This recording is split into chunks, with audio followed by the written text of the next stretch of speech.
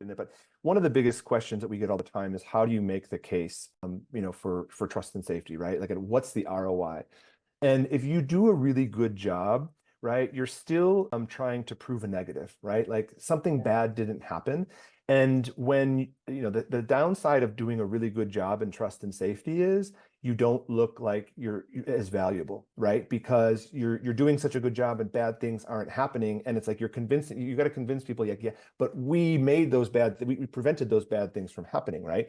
It's hard to do. I mean, it truly is trying to prove a negative. And so one of the things I think, and part of the reason I say that, Aaron, is because we were trying to figure out like, how do other platforms measure it, make the case, and advocate for themselves, resources, initiatives, et cetera.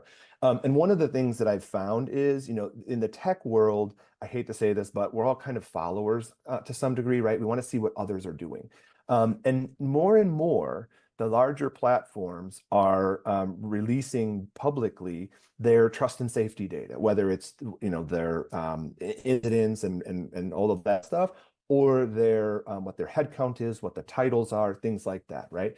And so leverage that, right? Because I hate to say it, but if you go to one of your internal stakeholders or leaders and say, this is what Meta does, this is what Wish does, et cetera, immediately everybody wants to be Meta, right? Whether we admit it or not, like everyone wants to be really successful, big platform, right? And so if you can, in addition to the data, like always collect everything, analyze all of it, but understand what other platforms are doing, and it can be really compelling because, like, at least it's a data point, but it's a data point of an aspirational company.